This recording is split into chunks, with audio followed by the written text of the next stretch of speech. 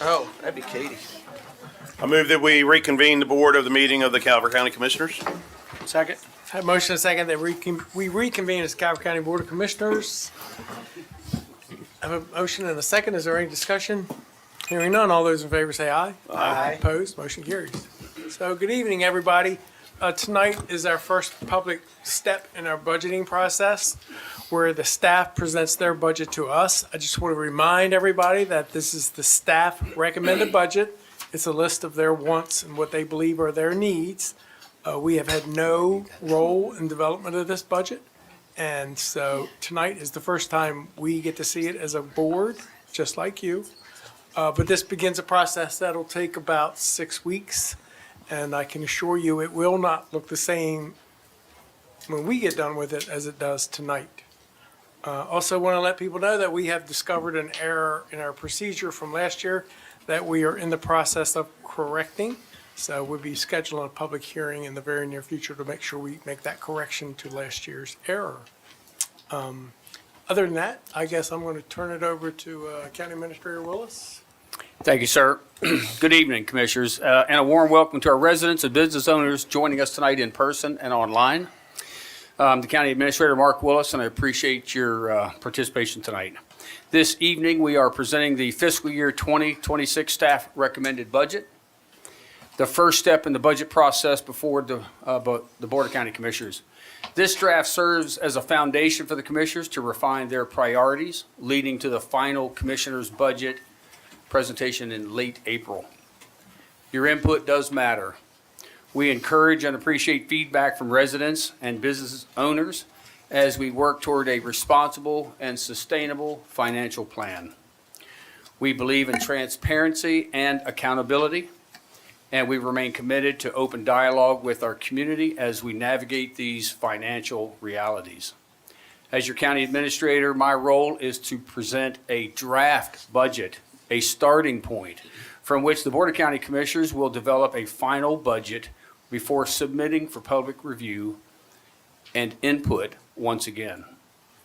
This year, we are facing a budget shortfall driven by rising costs, economic shifts, reductions, federal and state funding, many of which are or may be passed down to local governments to absorb, and you can see that happening already. Like any household or business, we must balance our budget, our expenses with our revenues, and currently expenditures exceed available resources. While this presents challenges, it also provides an opportunity to access priorities and to make strategic adjustments to maintain essential services for our residents and businesses. This year, we have implemented a zero-based budgeting, an approach where departments build their budgets from the ground up, rather than relying on prior year allocations. You will learn more about this process and how it is helping us make informed, responsible financial decisions for the county and for the citizens in general. I want to extend my gratitude to our county departments and agencies for their collaboration and hard work in developing this budget. Their dedication ensures that we're making well-informed decisions for our community as a whole. While we are facing financial challenges, we are confident that through careful planning, collaboration, and responsible management, we will successfully navigate this shortfall.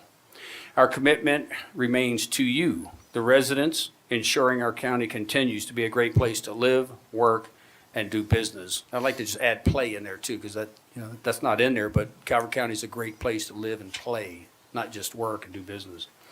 Thank you for your time, engagement, and ongoing support as we move forward together. With this, I'll turn it over to Mary Andis, and she will take us through the first steps.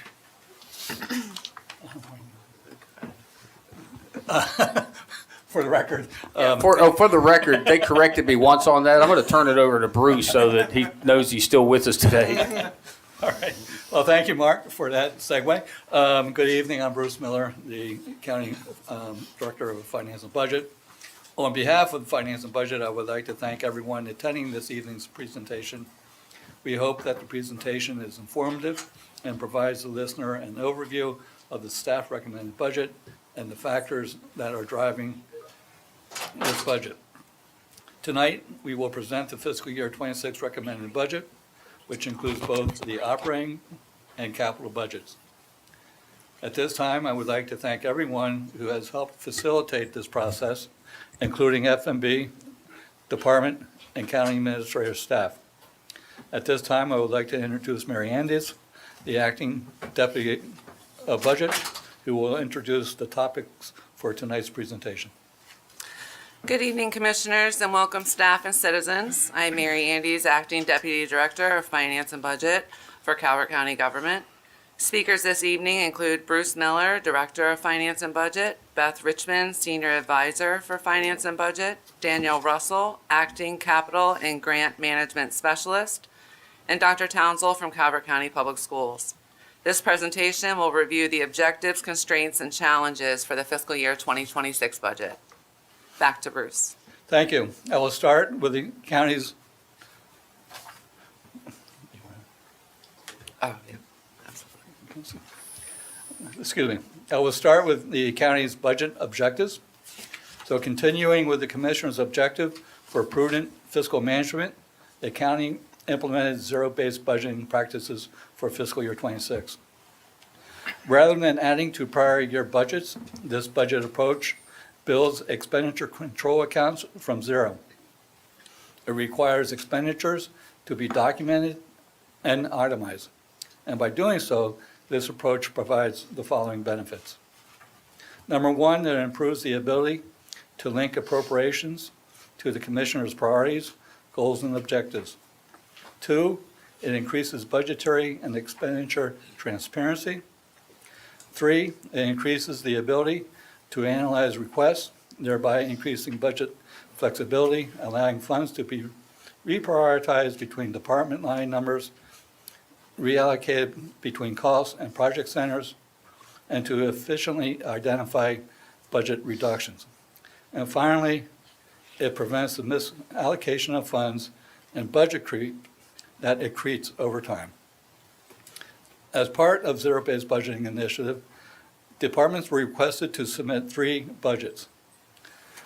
The first budget is a level service budget. This budget provides the same level of service as the previous year.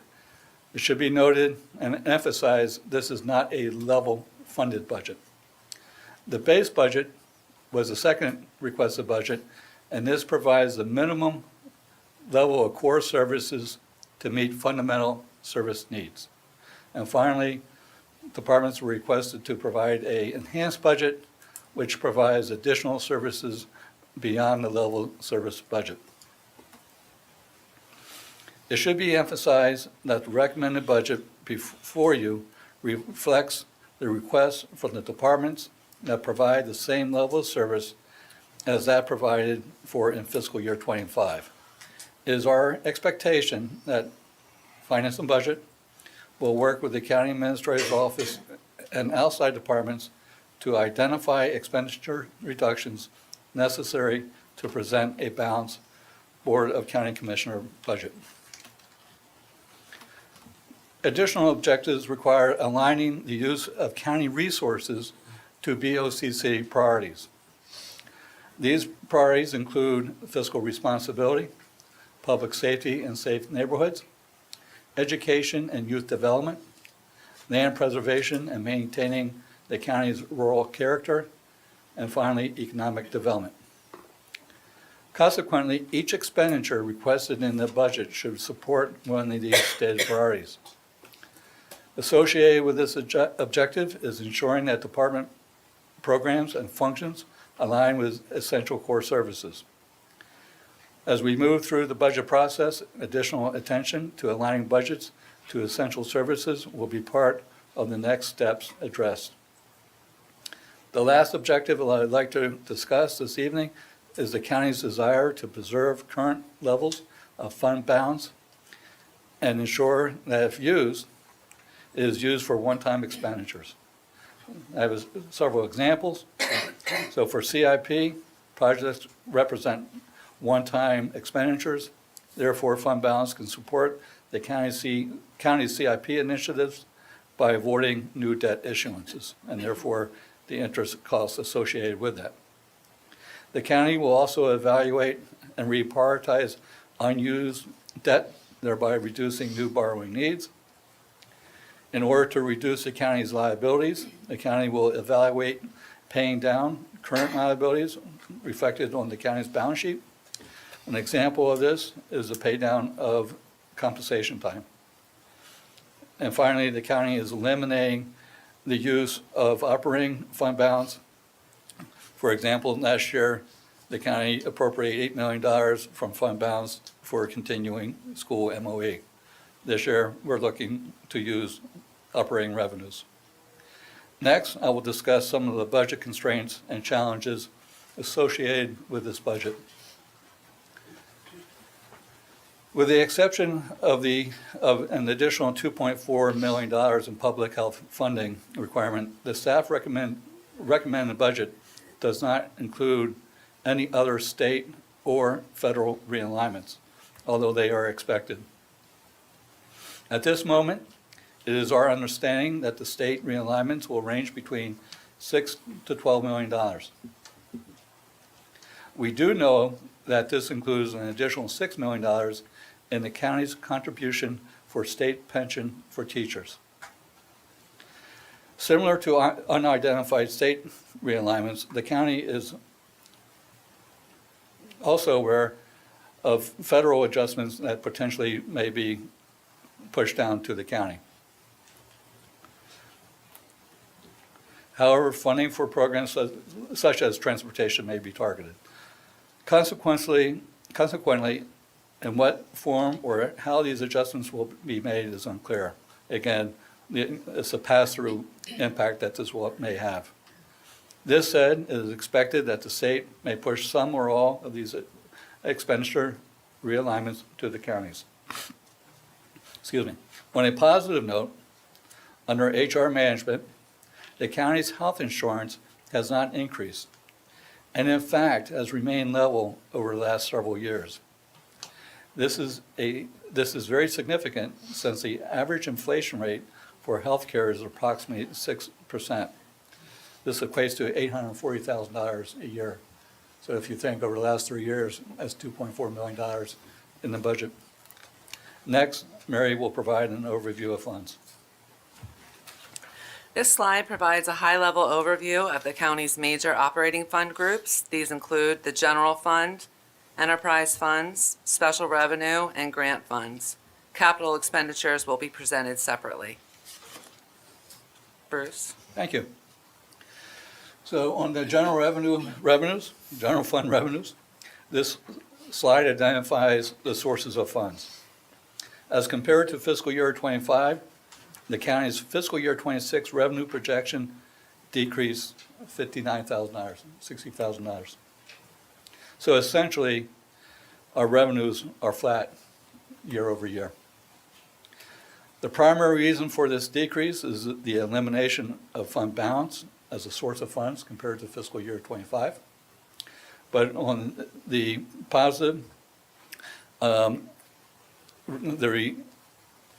real estate tax increased by $6 million, property tax, and this increase is due to real property valuations, the increase of those valuations. Another increase is the county's income tax estimate.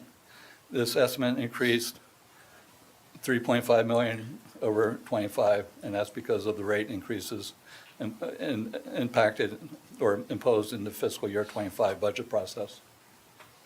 As you can see, the county's major revenue source at 59% are property tax revenues, which generates $229.1 million in county revenues.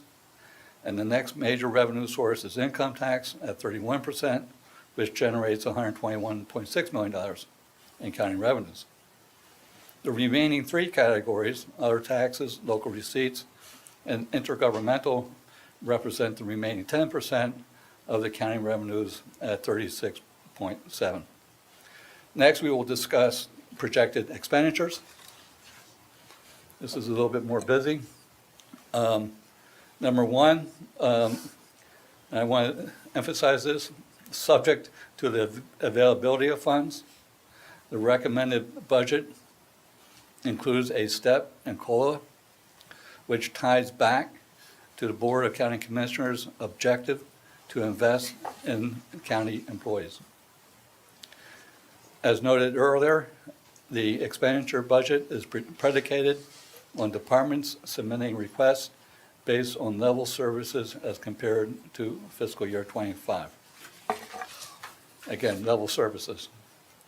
Projected expenditures increased $15.3 million over fiscal year '25 from $387.6 million to $402.3 million. With the exception of new career EMT and 911 dispatch operators, which are funded by offset revenues, including soft billing, also known as cost recovery, and phone service charges. There are no new positions in this budget. Neither are there vehicles and other operational enhancements. The county administration anticipates that the projected $14.4 million revenue deficit will be balanced by the time the BOCC budget is submitted. To accomplish this, the balancing of, several coping strategies will be used. First, a 3-year look back, averaging of expenditures will be used. Evaluation of local service requests and essential court services will be evaluated. And finally, potential vacancies and attrition trends will be also evaluated. The next slide, we'll go into a little bit more detail of the projected deficit. As you can see, the general fund expenditures that are projected are $402.9 million. The general revenues are $387.5 million. And again, this difference is $15.4 million.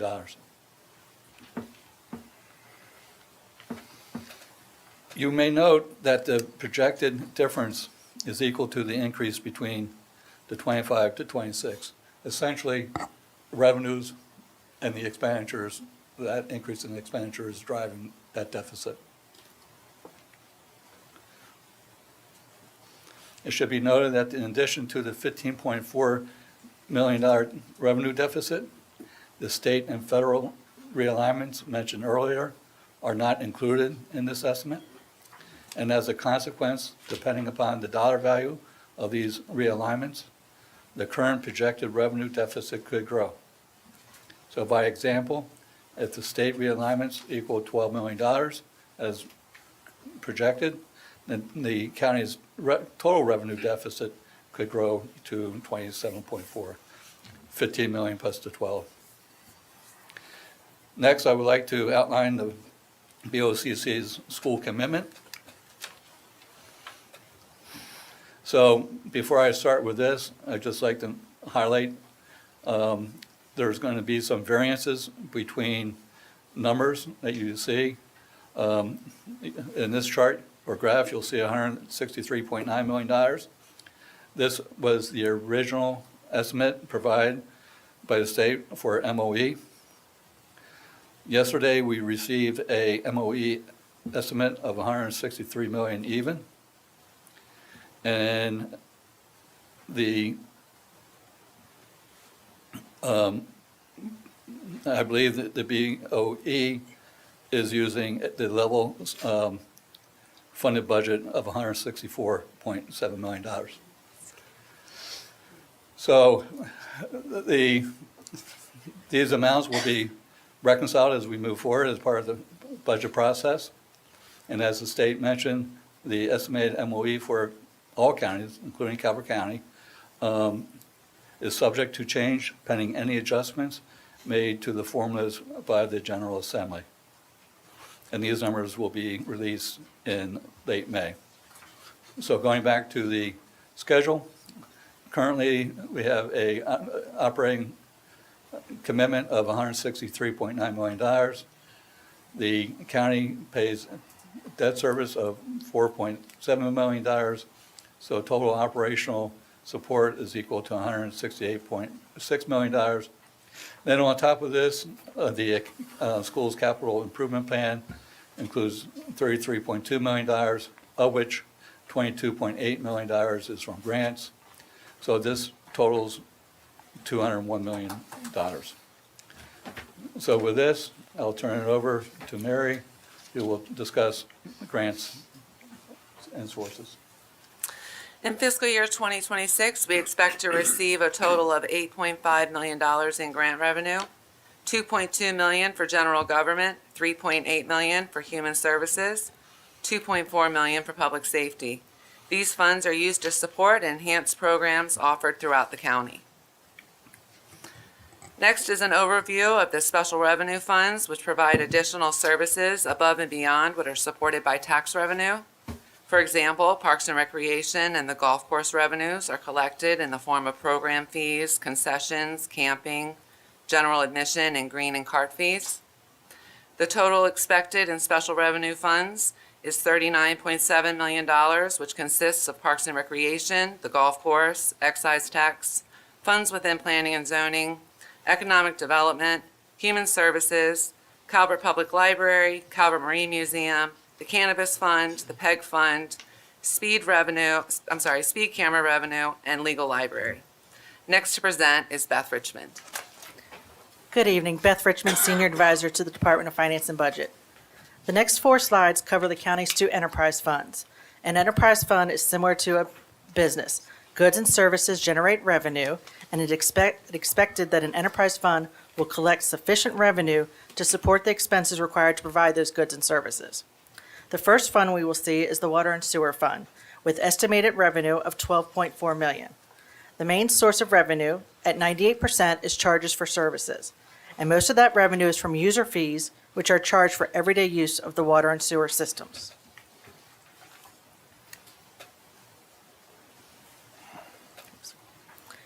This slide shows the breakdown of water and sewers expenses totaling $12.4 million.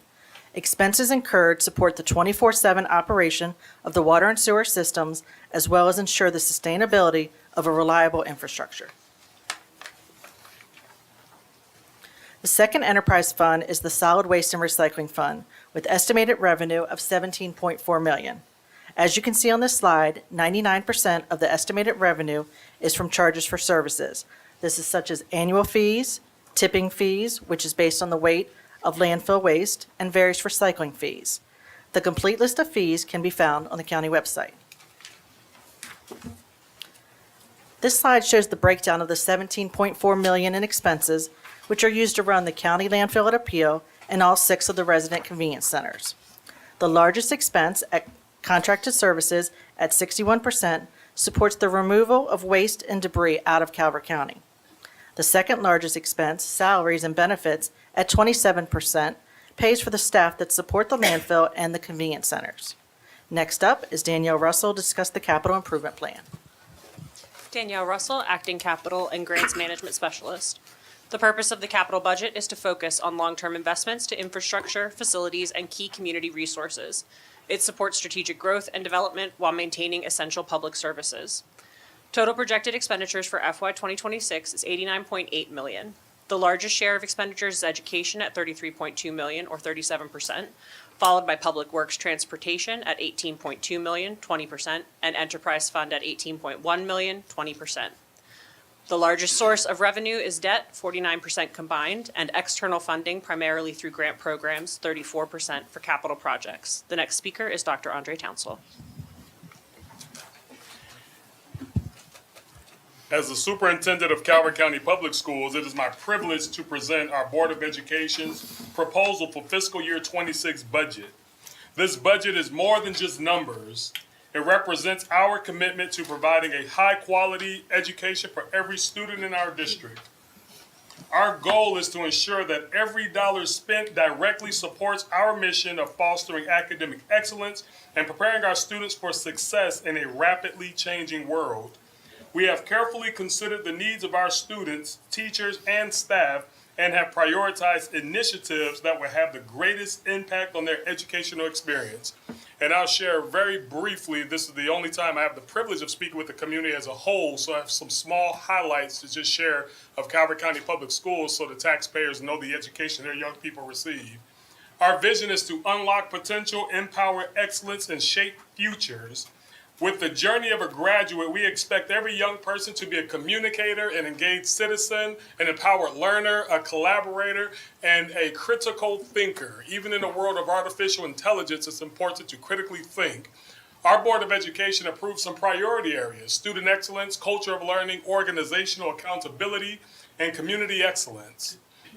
Some staff highlights. It's important to know that 56 of our teachers this year have achieved national board certification.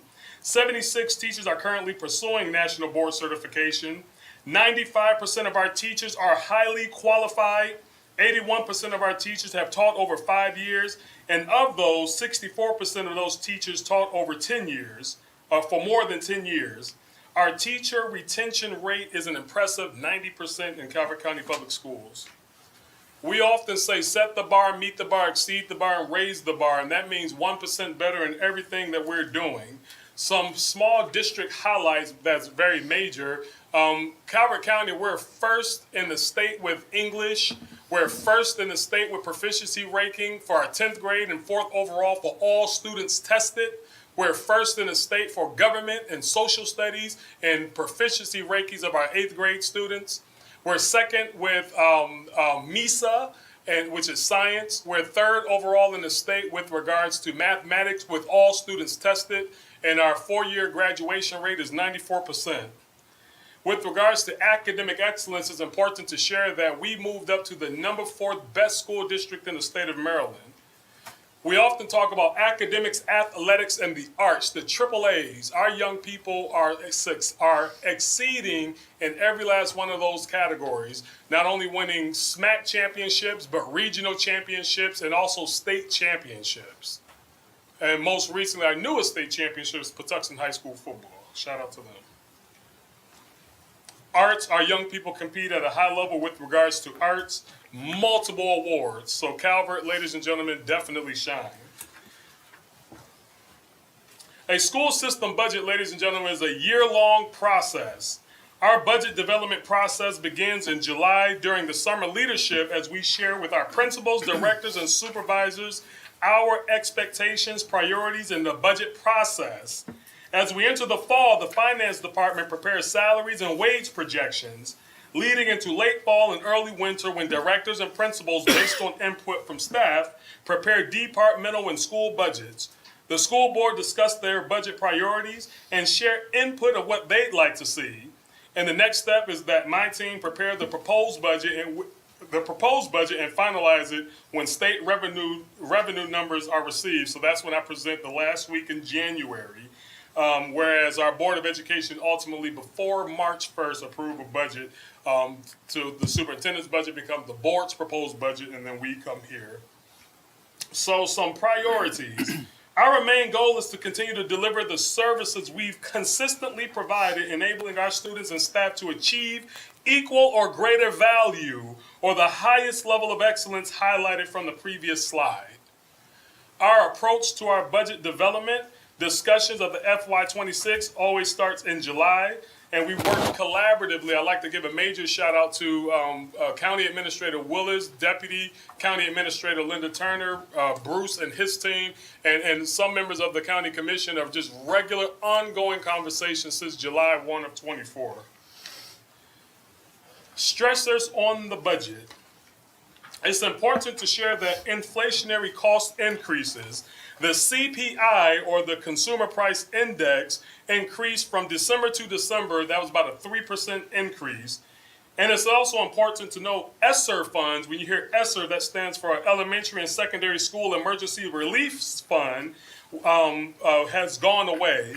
Additionally, there were costs passed down from locals, which is 75% requirement of Blueprint costs and changes, and the blueprint salary, starting salary by law had to be $61,000. As we know, we negotiated our contracts with our educators, and that starts for us immediately.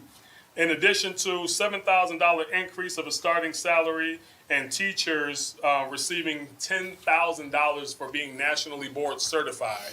So that's money that we have to pay out for teachers being nationally board certified. With regards to the blueprint for Maryland's future is an unprecedented piece of legislation that provides a framework for transforming education in Maryland. This year, the blueprint expenditures included career ladder costs, including teachers, starting salary, and national board certification increases. The 75% spend requirement per school, which could impact individual school allocations, expanding the early college program to provide the opportunity for students to earn an associate's degree before leaving high school, and a shift in the requirement for all instructional materials to meet the newly defined standards of high quality in math, science, and social studies. We relied heavily on ESSER funds to help cover summer school costs, as the cost of summer school transportation and also the cost of summer school transportation. Numerous digital licenses and laptops have been purchased through ESSER funds. The ESSER funding has ended, resulting in a shifting of the cost to our local budget. For example, digital licenses like AgileMind, LexCore 5, McGraw-Hill, Edmentum, MyPath, and Ready Reading. No people were paid from our ESSER funds, only instructional resources. So it's important to share that we're not talking people, we're talking product. On to our budget. Let's look at the dollar. This slide shows the funding source for the school system budget. As you can see, the primary revenue source for Calvert County Public School is county and state for the unrestricted fund, which represents over 95% of our budget. This slide shows our actual revenue of fiscal year 24 and our current budget revenue for fiscal year 25 and the proposed revenue for fiscal year 26. You will notice that we are not asking for an increase from the county, not a dollar more than what we are receiving in the current fiscal year. I do want to share our county appropriation for fiscal year 25 was $164 million, 700,000, etc. And I do see that the MOE is less than. Our budget is based off of asking for flat funding that we received from the past.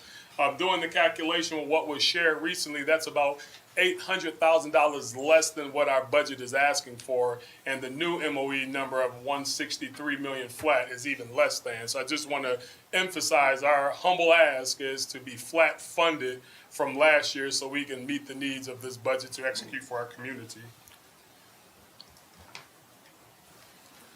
This slide shows where the money goes. We are a people organization, so most of our costs goes to salary and wages.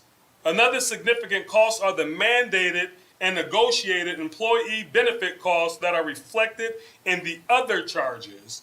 Those two areas total 86.5% of our budget.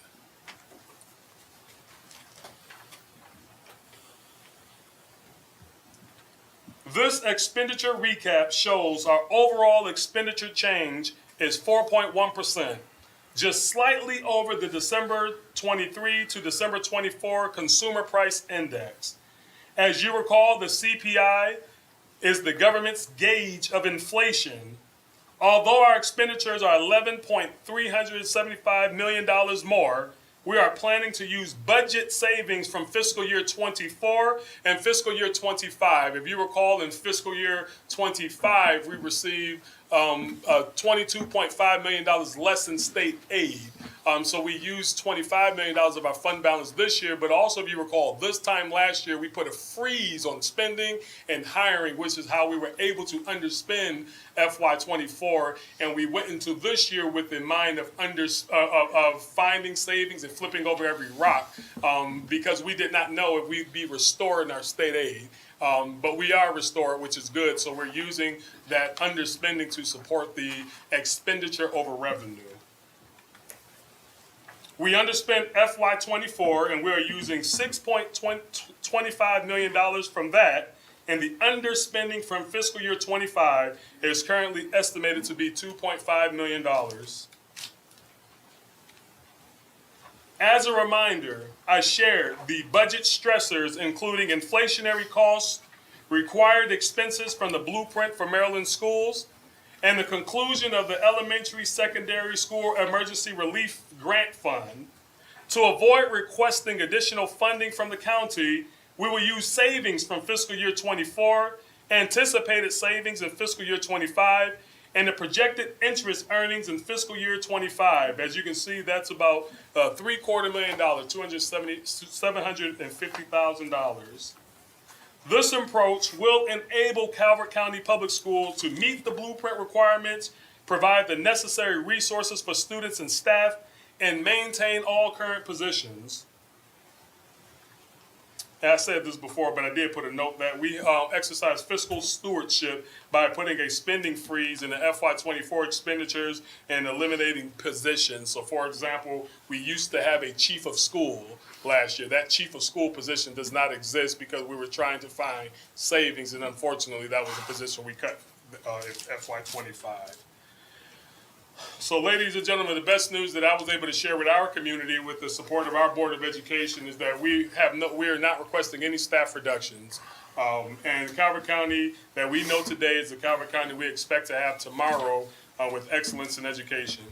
And very last, this is the summary of our slide. This is our budget timeline. As you can see, by March 1, we were to submit our Board of Education proposed budget to the county, which brings us to today. So after the county commissioners, after you all go through your process, our expectations by June 12th, our Board of Education adopt the fiscal year 26 operating budget. With that, ladies and gentlemen, I will park my bus. Thank you. Thank you.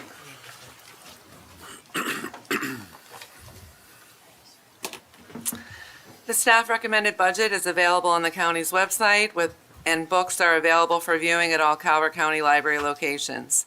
After receiving feedback from tonight's public hearing, the BOCC will meet with county leadership and directors and work towards completing their recommended budget.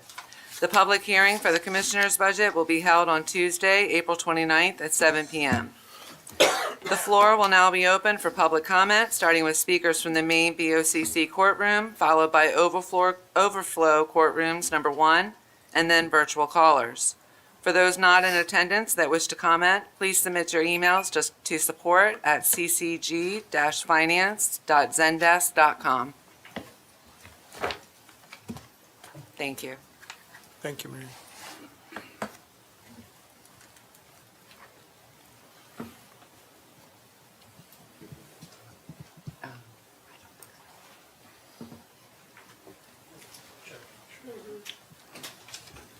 Is there anyone in the room who wishes to provide public comment? Mr. President, we're checking the sign-up sheet just to make sure, but there is no one online who has participated. So no one to raise their hand or press the star 9. No speakers. Well, first of all, I want to thank staff. It takes a lot of work to put together a budget. We greatly appreciate all that effort you put forward. I want to thank the superintendent and his staff for presenting their budget tonight with no increase is always a good thing. Just want to highlight, ladies and gentlemen, you just heard a budget presentation. Just want to highlight the issues that were raised in that budget presentation that shows a $15 million deficit in our budget. That does not include, as Director Miller stated, the issues coming to us from Annapolis and Washington. We don't believe that the issues from Washington will be as significant as the state issues. The state, as we all know, is facing a $3 billion deficit. And as they normally do when there's a significant state deficit, they don't like raising taxes. So what they do is they stop helping to pay for our programs. So as of today, we know there's $6 million being pushed on us, as much as 12, and they're not done yet. The unfortunate part of this process is legislature doesn't end until the middle of April. We're supposed to have our budget done by April 30th. You see the boat that puts us in? We won't know what the state pushes on us until we have our budget almost done. That makes it really hard to put together a budget and have it finalized when you only have a week. So, just want to caution everyone. I can tell you this much about this process. We are not going to raise taxes. We did that last year. That's one of those things you get to do once in a while, but you can't make a habit of that. And we are not going to use fund balance as much as possible, which means to cut this budget, you all are going to feel it. I predict that in some way, shape, or form, you're going to feel a reduction in county services. There's no way we can take $20 million out of our budget and not have an impact on the services that you all see. Whether it's patching roads, when you can dump your trash, when a recreational center is open, we have got to reduce our cost. Our goal is to protect staff as much as we can and not have reductions. I've been through this before in state government. We did furloughs. Furloughs are not off the table. We are going to do whatever it takes to balance this budget. And there's going to be pain. And we do appreciate the school system asking for level funding, but that still is an increase of $800,000 over your current student population. So, but we have a ways to go, a short time to get there. I can assure you that we and staff are going to work as hard as we possibly can to balance this budget and you not feel impacts. But I don't see any way humanly possible that we can do that. As was mentioned, we have no new positions, no new vehicles. The only CIP we're going to do is anything that has grant funding attributed to it. But as Director Miller mentioned, we have EMS requests. We have to provide certain services. We cannot have ambulances not get on the street when you need them. That's $1 million that we have to fund. No, we don't have a choice. We got to put those crews in those ambulances. That's got to happen. So there are certain things that we have to do out of that $20 million deficit, which makes it even harder because that means you got to go deeper into other things. But we're going to get there, and we're going to make sure that we're on stable footing and a sound course. But this is going to be a different process than we've had in the past. So, anybody else have anything to say? Commissioner Hart? You know, so I've done a few of these, and it's always raining.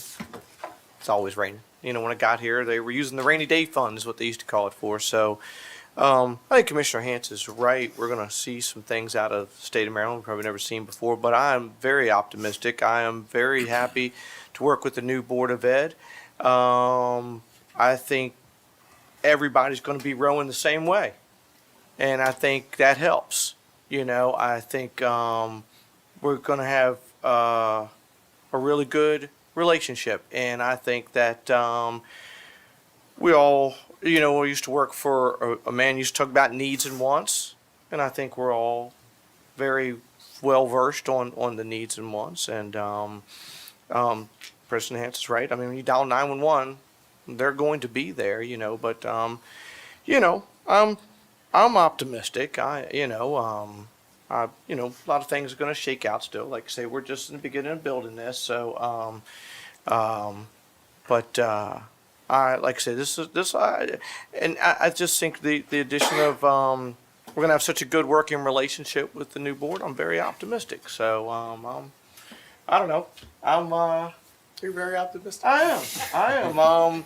My wife would tell you I'm not a glass half full person, but I remember the COVID thing. I remember when I think our income tax was $97 million, and the finance director at the time said, "State of Maryland's predicting they're going to cut 20%." I said, "Oh my God, that's almost $20 million. Who could survive that?" You know, and of course it didn't go that way. So we'll wait and see what comes down there. But I mean, I think we all know we're going to have to be very fiscally conservative. And I mean, it's no mystery. You turn on TV, all you hear is cut, cut, cut, cut, cut, cut, cut. I mean, so, when the federal government's cutting, they're cutting the state and it all flows downhill. But I don't know.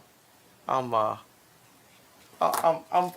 mean, we're going to get it done. And I don't think the lights are going to flicker in here, and Maybe. hope not. But I think we got some really good people in place, and I think we're going to be fine. Commissioner Cox? I too want to thank our staff, County Administrator Office for all they've done. Bruce, what you have done and your team has done. Dr. Townsend, you and the Board of Ed and your whole staff, thank you for this. It's going to be a challenge. But one thing I want to say, we're going to have to tighten our belts and keep the lines of communication open. You know, we cannot stop communicating with each other. So let's not forget that. Let's tighten our belts. And with this team, we can get it done. And we'll get there. Thank you. You have anything, Kath? Well, I guess, I've done so many of these budgets in the federal arena that what Commissioner Hance is saying is real. I don't know if it's going to be that bad, but it's going to be bad when we start absorbing millions of dollars that we've not had to absorb in the past. But we'll get through it. We'll do what we have to do, and we'll work together. I want to thank Mr. Johnson and Superintendent Townsend. This has definitely been a better cycle, but I think it's because we've collaborated and kept the lines of communication open. So I have to commend you and our staff as well. Thank you to your staff and our staff for all you've done to bring this together. It's a big job. We'll get there. We'll get there. But we will let you know, we will let the public know what we're up against, just like Commissioner Hance has, because might not be as bad, but it's going to be bad. Thank you. Commissioner Arlen? So I think first of all, thank you everybody for everything you've done. I know it's as Dr. Townsend said, it's a year-long process. As soon as you finish one, you start on the next, and it's just an ongoing process. But the unknown from Annapolis scares me quite a bit. They're saying 6 to 12 million. That's a minimum number. They haven't given us the top number on where we could end up with that. And again, as Commissioner Hance said, we're going to get it the week before, we want our budget wrapped up. Undoubtedly, we're going to have to make a lot of tough decisions. We have a lot of positives living in our county. We have the best roads in the state of Maryland, as far as I'm concerned. And I don't want to see that change. I don't. I'm the last person. That's one of the last things you want to see go away. You go to any county north of us, and the car get beat to death with potholes. We don't have that problem here in this county, fortunately. The budget undoubtedly is going to be very, very challenging. There's going to be a lot of bumps along the way, and we're just going to figure it out. But at the end of the day, we'll get through it, and it's going to be what it's going to be. Thank you. And I hate to be doom and gloom, but, I think we have to be prepared for the worst-case scenario. And as Director Miller said, it's a possibility this deficit could grow to $27 million. And Commissioner Hart's right. We've been through this before. I've never been here when it's been this level. $7 or $8 million you can kind of tinker with, and you can take care of that. But if it ends up worst-case scenario, you can't deal with $25 million. So my first one, we walked in, we were 8 million in the hole. We had been trending that way, and there was no steps, no coals for 5 years. So when I got here, it was overwhelming because like you say, it's built all year long. So you get sworn in January. I've been working on it for a year. So, but there was. I didn't have the guts, and I was told this straight before, to raise taxes. I mean, that's an extremely personal thing to do that, but they knew because there was nothing left. I mean, they were bleeding fund balance and bleeding fund balance. Dominion wasn't online yet, and you went back then, if you said you needed a pencil, there was 4 voices going, what you going to cut? I mean, it was just in unison. That was the climate, and the Dominion money came in, and everything kind of goes like this and stuff. But I don't know. Been through that. Been through COVID.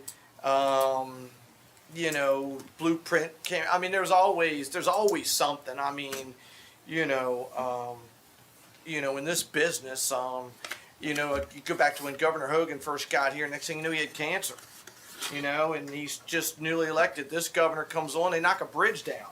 I mean, there's always seems like there's something. So I don't get I don't get too frazzled. I mean, I just, like I say, I'm just confident that we'll work through it and people that we have. And Commissioner Hans is right. I mean, like I say, when they talk COVID, oh my God, you thought like, National Guard was gonna be walking down the streets and locking everybody in the house. And I said back then, I'm like, we beat a superpower with farmers and militia with George Washington. I think we'll handle COVID, so I'm not worried. Well, thank everybody for coming out tonight. Those of you online, thank you for participating. We do need a motion to adjourn. I do have a motion for you, Uh-oh. Mr. President. All right, sorry. I move I was that trying to we get out. leave the record open through close of business on April 11th, 2025. Second. I have a motion and a second. Any discussion on that motion? Hearing none. All those in favor say aye. Aye. Opposed, motion carried.